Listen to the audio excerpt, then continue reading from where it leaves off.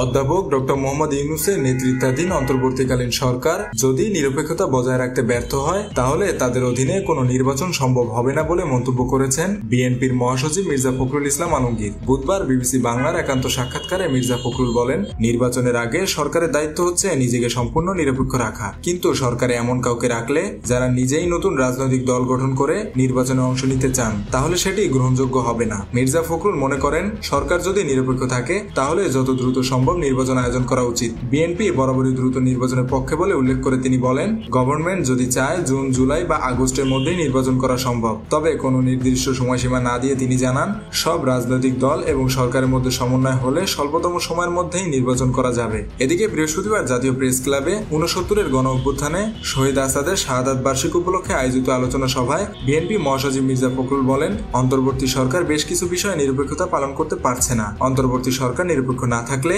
নির্বাচনের সময় নিরপেক্ষ সরকার প্রয়োজন হতে পারে। এজন্য আমরা বলেছি দ্রুত নির্বাচন হওয়া দরকার। দ্রুত নির্বাচন হলে যে দল ক্ষমতায় আসবে, যে কমিটমেন্টগুলো থাকবে তারা সেগুলো পালন করার চেষ্টা করবে। এক্ষেত্রে তারা অবশ্যই দায়বদ্ধ থাকবে। আমরা আশা করি অন্তর্বর্তী সরকার নিরপেক্ষতা পালন করবে। এই সংকট উত্তরণে তারা কাজ করবেন। বিবিসি বাংলার একান্ত সাক্ষাৎকারে বিএনপি মহাসচিব আরো বলেন, একটি বিষয় সবাই একমত যে দেশে নির্বাচন হওয়া দরকার। নির্বাচন যে শুধু একটি দলকে ক্ষমতায় বসানোর জন্য তা নয়, গণতান্ত্রিক একটি ব্যবস্থা নির্ধারণের জন্য নির্বাচনের মধ্য দিয়ে একটি পথ সৃষ্টি করা, একটি দরজা পার হওয়া। অন্তর্বর্তীকালীন সরকারের প্রধান অধ্যাপক ইউনূসের সংস্কারের বিষয়ে বিএনপির অবস্থান প্রসঙ্গে মহাসচিব বলেন, সংস্কার একটা চলমান প্রক্রিয়া। আমরা নিজেরাও 31 দফা সংস্কারের প্রস্তাব দিয়েছি, কিন্তু যা করতে 10 বছর লেগে যেতে পারে সেই সব সংস্কার শেষ করে তারপর নির্বাচন, এটা কোনোভাবে গ্রহণযোগ্য নয়। তিনি মনে করেন, সাংবিধানিক বা কাঠামোগত বড় পরিবর্তন করতে হলে নির্ধারিত সংসদই সেই ক্ষমতা বহন করে। সুতরাং দ্রুত নির্বাচনই দেশের জন্য মঙ্গলজনক হবে বলে দাবি করেন তিনি। জুলাই অভ্যুত্থানে নেতৃত্ব দেওয়া ছাত্রদের উদ্যোগে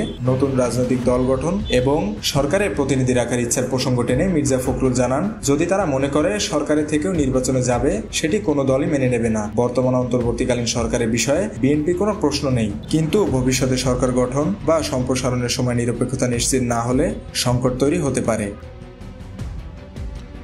মেহেদী হাসান বাপ্পি, খুলনা গেজেট।